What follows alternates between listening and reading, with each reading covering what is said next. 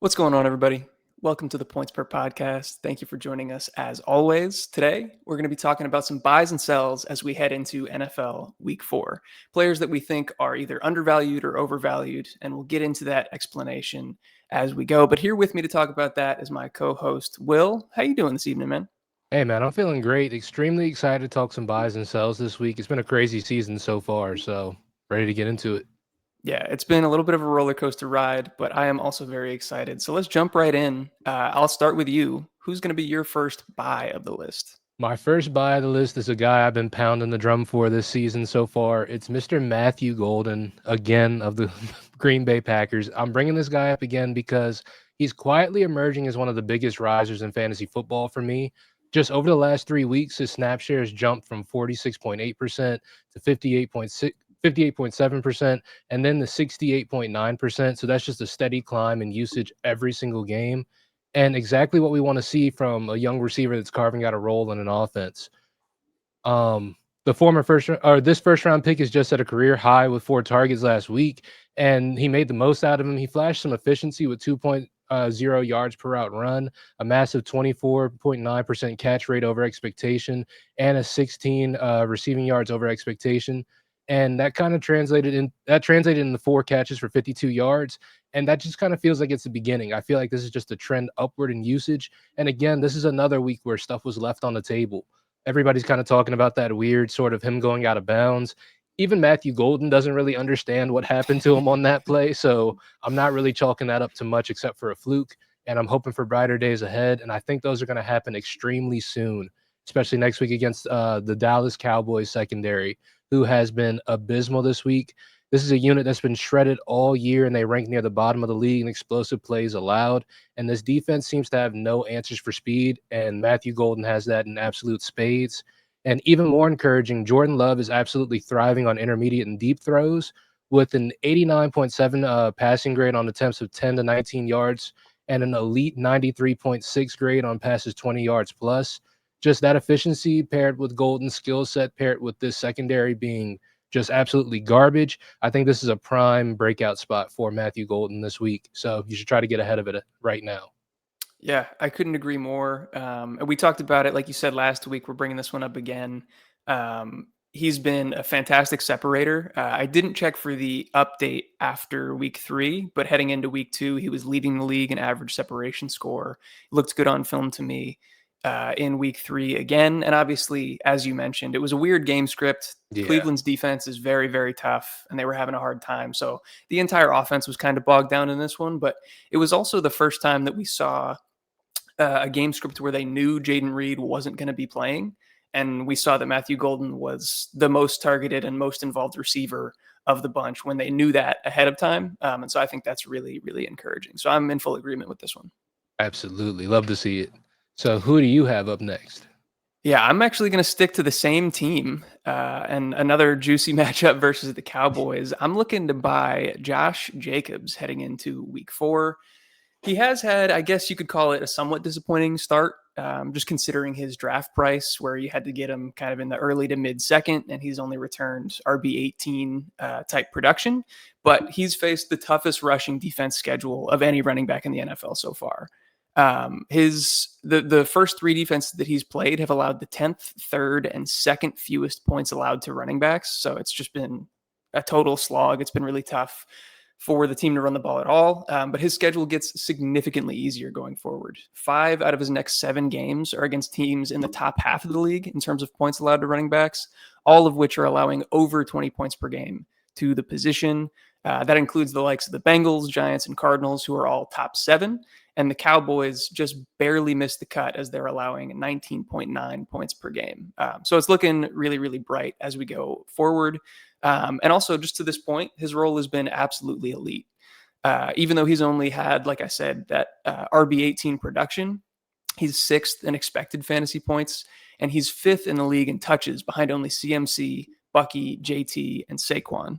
So he's like one of the only true bell cow backs left in the league, in my opinion. And I thought it was also really encouraging to see that he was able to survive that terrible matchup last week versus Cleveland. Like I said, it hasn't been boom games like you were kind of hoping with that early draft capital, but the fact that they stuffed him on the ground entirely, forcing him to only 1.9 yards per carry. He was able to salvage a decent week because he led the team in targets and receptions. So the fact that he can kind of make it work regardless of the scenario, I think is really encouraging. I'm not worried about the Packers offense at all after that performance versus Cleveland. They're still 8th in EPA per play. And yeah, so just the fact that he's managed to continue to be startable through these tough game scripts and against some of the best run defenses, I just think with the amount of opportunities that he's getting right now, he's going to feast against a much easier schedule. I absolutely agree. Something I said like in the recap earlier this week was, this game was sort of a victim of just two great defenses, and that was what Josh Jacobs, his efficiency was also a victim of that. But like you said, his role was absolutely rock steady, and they were like, "Oh, we can't run the ball with him, so we're just going to throw it to him every time." And like you said, he led the team in targets, which was just extremely encouraging to see going forward. That even in a game where you would think they would rule out the run and just phase out the running back, he's still just hyper involved in this offense. So just awesome to see. Yeah, 100%. All right, let's flip the script. Let's go to sells now. Who's going to be your first sell on the list? We are hitting the red button on Mr. Travis Etienne. I feel like we do this a lot. I feel like this has been a constant thing every season. But this time, guys, we're serious. I think this is really the time to hit the button on Travis Etienne because the Jacksonville Jaguars backfield is quietly shifting into a full-blown committee and slowly shifting away from Travis Etienne. And that should make Etienne managers a little bit nervous. In week 3, Travis Etienne played just 54% of snaps, while LaQuint Allen jumped up to 30%. And he actually let all the running backs and routes run as well. And Bashaw Tutin also mixed in for 17% of the snaps, but he also vultured a goal line touchdown. And that's just not a week 1 fluke. This trend has been moving this way since week 1. This isn't a 1-week fluke. Sorry. This trend has been moving this way since week 1. For the first time all season, ETN failed to record a catch and finishing with just 2 targets and a 7% target share total so far this season. And the passing game involvement was something that was supposed to be sort of his fantasy floor. And seeing that taken away from him, not encouraging to see at all. And with his season-long efficiency numbers looking great on paper with 5.9 yards per carry, which is the 3rd best in the league, it's something that, well, yes, 3rd best in the league. The underlying data tells us a different story. When it comes to the actual down-to-down efficiency, they're the 7th worst in the league, or Travis Etienne is the 7th worst in the league in rushing success rate. And that's kind of masked by a lot of the explosive runs they're able to make throughout, this season. And he's been great at doing that, but I don't think it's going to be something he's going to be consistently able to do as the season goes along. And even worse, that he doesn't have a single carry inside the 5-yard line. So these big plays are really all that's carrying his fantasy value. And this comes after Jacksonville traded away Tanks Bigsby, and everyone thought that this would kind of lock ETN into that workhorse role, but it's been kind of absolutely the opposite. Instead, they've just been kind of they've been ramping up LaQuint Allen and Bashaw Tutin. So what we thought was going to be ETN's backfield has just become a rotation. So with the tougher defensive stretch on the schedule up until week 8, this might actually be the perfect time to sell high on Travis Etienne because he may see a severe dip in efficiency coming up soon. And his name value and highlight runs are going to keep his trade appeal kind of strong, but the usage trends and the lack of goal line opportunities are just terrible for Etienne, and you want to get away from that ASAP. So I'd imagine you'd try to flip him right now and maybe even try to, I don't know if it's tearing up or tearing down, but I would try to flip him for a guy that we would talk about later in this video. I like the foreshadowing. Mm-hmm. Yeah, I think I like this call. Definitely for the long term. I haven't dug into the rest of his schedule, like you said. So if that's true and he's facing some tougher run defenses coming up, then I could absolutely see trying to rush this one. He has a history. This is something that we talked about in the offseason as well. He has a history of kind of breaking down as the season goes on, whether it be injury wise, efficiency wise, or both. That's been true for basically every season of his career to this point. And now he has like a legitimate threat in the backfield with him in Bashal Tutin that the team, has been focused on since like January, like prior to even bringing in their new GM. He wanted to draft him. And so I think he's going to, like you said, start to become more and more involved in this offense. He's already taking some of that goal line work. And I will say, just like kind of as a positive for Travis Etienne, you can see on the screen that his positional rank is RB9 versus his expected positional finish, or not finish, but rank being RB24. I do think that there's some staying power with that kind of exceeding the expected fantasy points just because he's in a Liam Cohen run offense. They typically are going to be more efficient than league average. But that kind of in tandem with the fact that I expect his efficiency to drop as the season goes on is why I could definitely see selling him for pretty high prices right now, considering he's been very productive. I absolutely agree. All right. So I'm going to go to my first sell. Another guy that we've talked about a lot throughout the offseason, DK Metcalf is going to be my sell after week 3. He was on our all fade list entering the season, like I just kind of mentioned. And even though he's produced near the level of his ADP so far, I think he was drafted kind of in the mid 20s. He's wide receiver 31 right now. So in that range, his underlying metrics are actually significantly worse than I thought they were going to be coming into the season. He's currently 36th in target share and 54th in target rate. So for the sake of comparison, another guy that we faded coming into this year for similar reasons was Garrett Wilson. The bet that people were making on both of these guys is that they're the only viable receiver on their respective offenses. And so the volume, in their opinion, in a lot of people's opinion, was going to be able to sustain them throughout the season and make them fantasy viable. To this point, that bet has actually worked out for Garrett Wilson drafters because he has an absurd 40% target share, which is second in the league. And we thought, a number like 30%, it's a big number, but we expected that to be attainable for both DK and Garrett Wilson. But DK right now is at half of Wilson's number at only a 20% target share. So considering his top competition for targets is Calvin Austin, I guess, like that's a really bad look. Another potential draw that maybe DK drafters were drawn in by is the fact that he's made big plays throughout his career. He would be kind of boom bust, but you could count on DK to score some deep shots, not that infrequently. He's not getting those opportunities this year. Prior to the season, he had never seen an ADOT below 11. Through 3 games so far, he's at 6.3, which is 85th in the league. He also hasn't had an air yardage share below 37% since his rookie season. This year, it's 24%, 48th in the league. And not that I think that this stat is the most predictive necessarily, but I wanted to include it because I knew it would make Will laugh. Will, where do you think DK ranks in average separation score right now? Oh boy, where does he rank in average separation score? I'd imagine he's got to be pretty low. So I'm gonna guess. I'm gonna guess somewhere modest. I'm gonna say like 30s, somewhere in the 30s. He's dead last. Oh He's dead last, bro. It's bad. It's bad. And you've been preaching this. He's not a separator. He's never been like a true alpha wide receiver 1. Even though he's clearly the best in this offense, he's not proven to really command the amount of targets that you'd think he should be able to command. And so that's why I'm nervous. But the reason I think you can still sell him at a decent value is because he scored touchdowns in back-to-back games, which has kept his points per game number looking pretty reasonable. We know this. We've talked about this plenty of times on the channel. Touchdowns aren't a sticky stat, and I don't expect him to score as frequently as he has to this point. I will concede, though, his red zone target rate is actually quite good at 33%. And so maybe I'm wrong. Maybe there's a potential for him to kind of continue this high TD rate, but the rest of the data suggests that he's just a bad bet to continue producing even at this relatively mediocre level.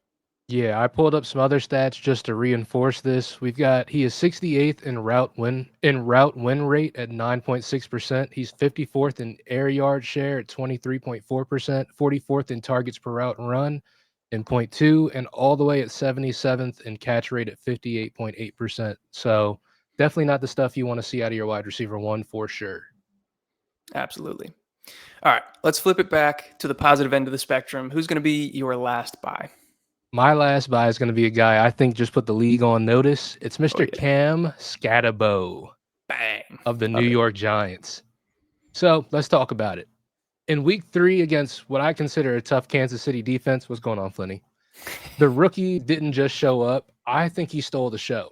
He led the Giants in carries with 10, rushing yards at 60, receptions at 6, and receiving yards at 61, and found the end zone for the only touchdown that was scored by the Giants that night. And that's just do-it-all usage. And it's exactly what fantasy managers were hoping for that believed in his college tape, if you were a believer like I was. Honestly, this looked like vintage Scatterbo at Arizona State for me. The same guy who carried his offense every single week, except now he's doing it at the NFL level. That was a big question coming into the season. Like, could this bruising sort of all-purpose style translate to the NFL level? You know, people are bigger, faster, stronger, and it's turned out it hasn't mattered to him throughout 3 weeks. The answer is just a resounding yes. He can hold up to it at least for right now. And now his opportunity is even bigger. Tyrone Tracy left with a shoulder injury, opening the door for Scatterbo to just dominate the backfield touches. His snap share has already skyrocketed from 12% in week 1 to 52% in week 2. And now he looks just poised to be the centerpiece of this offense kind of going forward, especially with the shift in quarterback from Russell Wilson to first rounder Jackson Dart.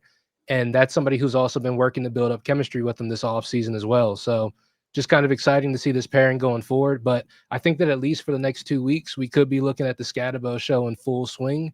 I think he's fun to watch. He's producing at every phase, and he's got the volume that we chase in fantasy. So buckle on up, and this is the opportunity that can win people leagues. Yeah, man, I couldn't be more excited, bro. He's the juggernaut from X-Men. He's just Yeah, putting his head down and bowling through people. It's so much fun to watch. And I couldn't agree more with your point about like he was honestly not too far off of like Ashton Genty in terms of production and efficiency at Arizona State. But the way that he went about it, we were nervous whether that would translate to the next level, and he absolutely has. He looks basically the same. Like he's yeah. getting away with all the same stuff that he did at Arizona State.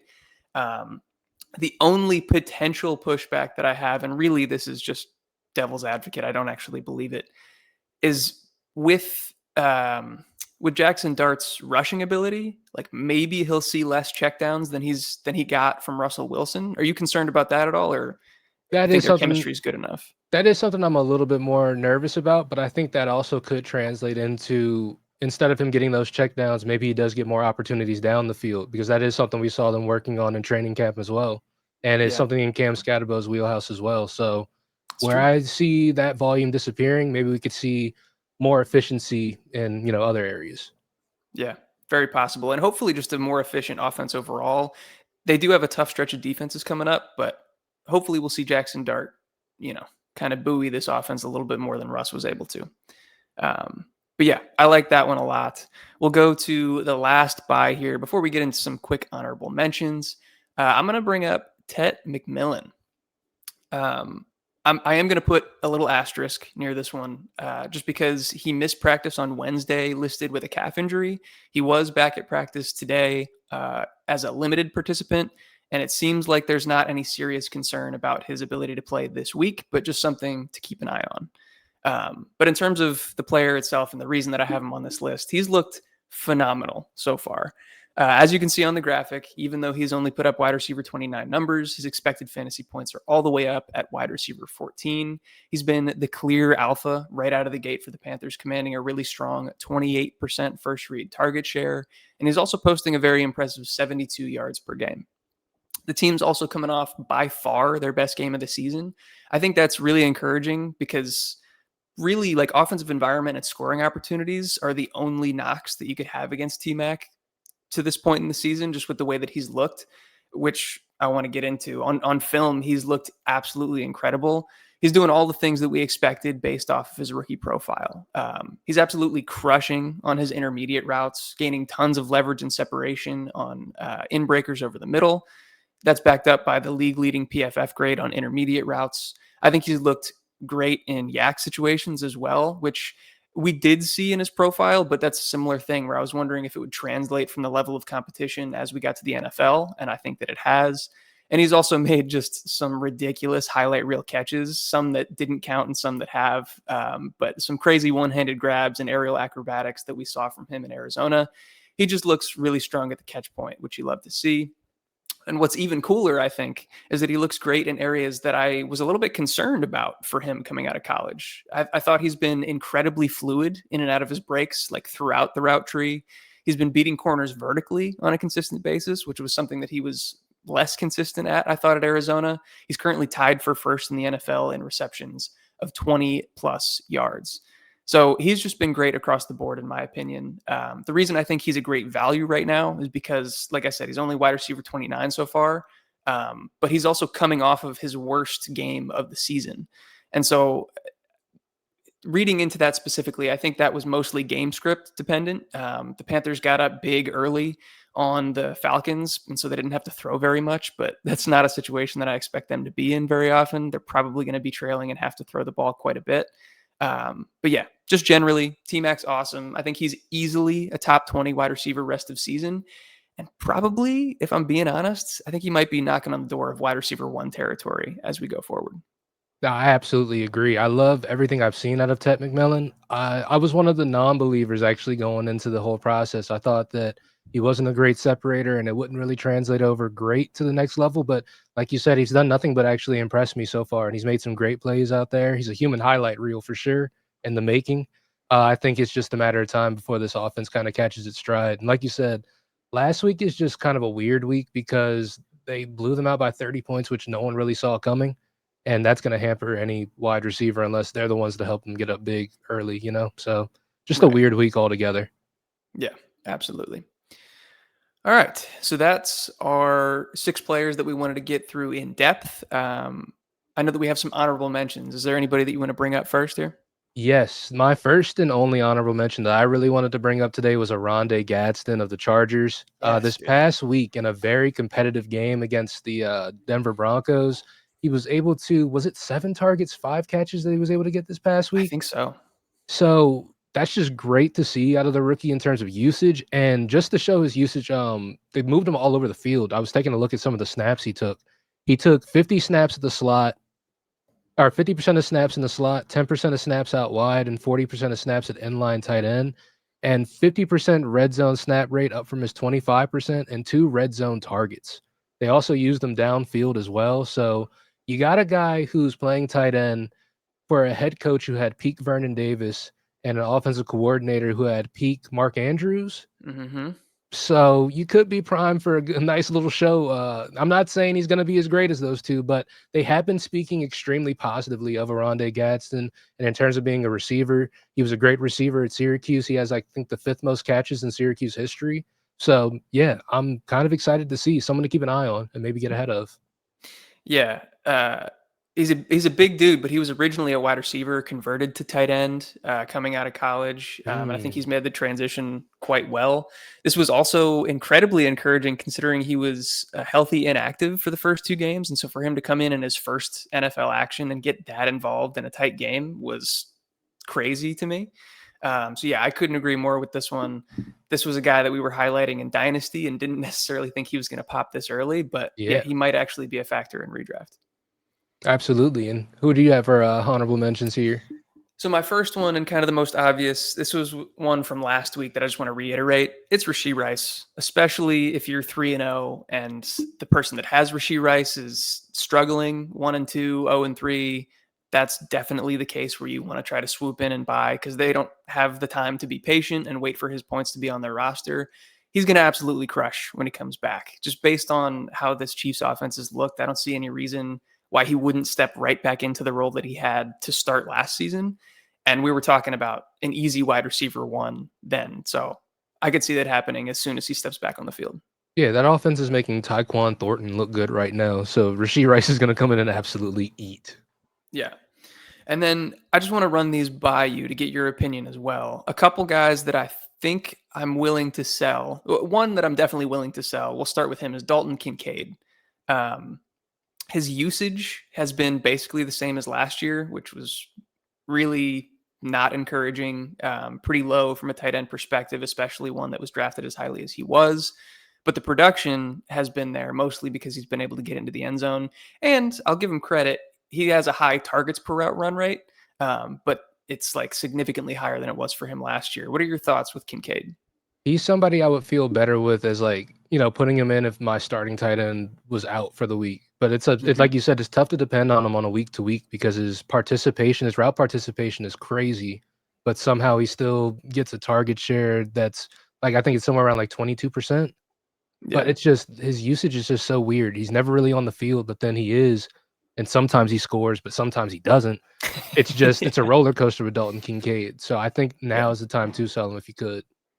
And I get that the tight end position is a little rocky. There's not a lot of depth there. So if he's all you have and you have to rely on that, I get it. But if you have another option, or if you want to trade for a potentially more consistent option, I think that that's a viable way to go. The other guy that I'm slightly more hesitant on, just because I love him as a talent, obviously, but Nico Collins. He's coming off of a big game on what was most of his points came off of a completely busted coverage touchdown. Yeah. There was like a 50-plus yard bomb or something like that. But this offense has been terrible. The offensive line has been Swiss cheese again, and CJ Stroud has actually looked pretty bad as well. Are you willing to sell him, or are you still trying to hold strong?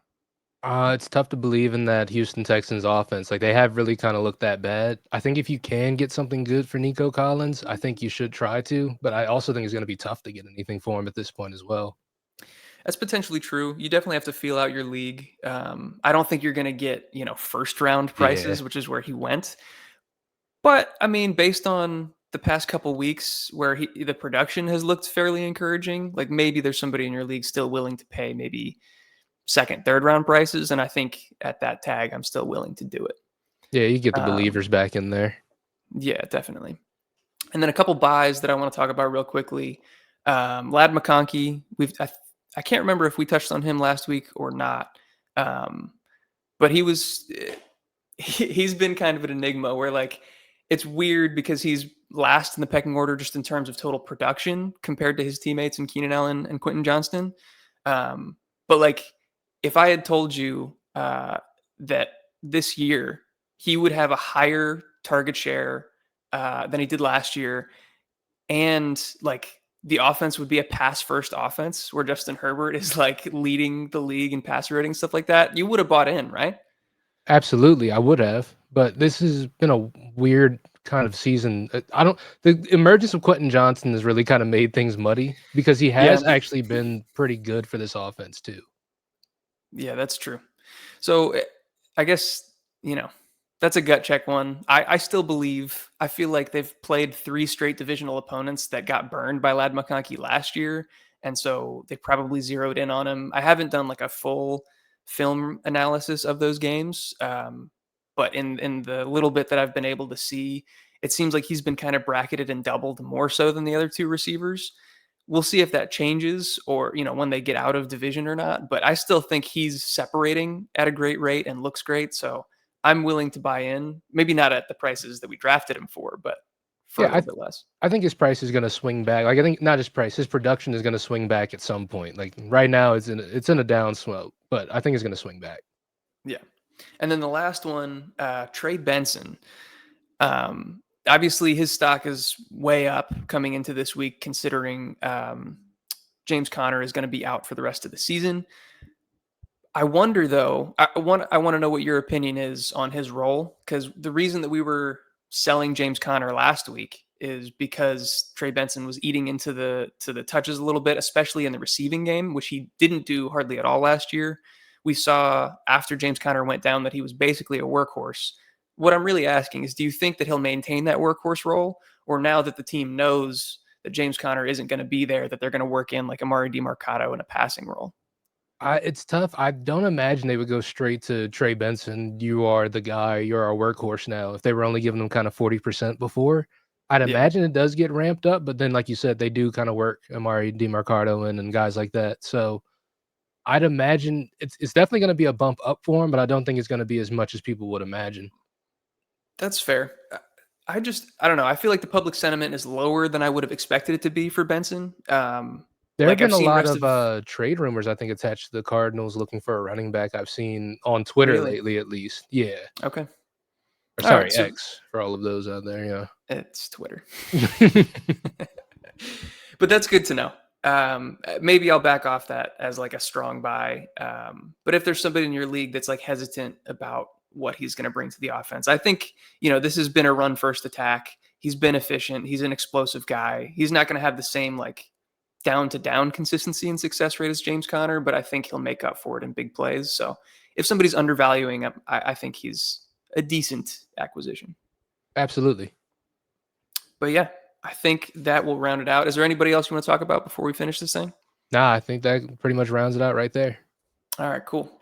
But yeah, so I appreciate y'all as always for sticking with us until the end. If you guys did gain anything from the video, if you enjoyed, please do leave a like on it, hit that subscribe button, and hit the notification bell to stay in the loop with all of our latest releases. If you have any other buys or sells that you want to let us know about, or any questions about buys and sells, trades that you're trying to make, leave them in the comments down below. And also check the link in the description for our Discord if you want to be even more involved in the conversation. But yeah, I think that'll do it for us. We appreciate you guys as always, and we'll catch you in the next video. Peace. Peace.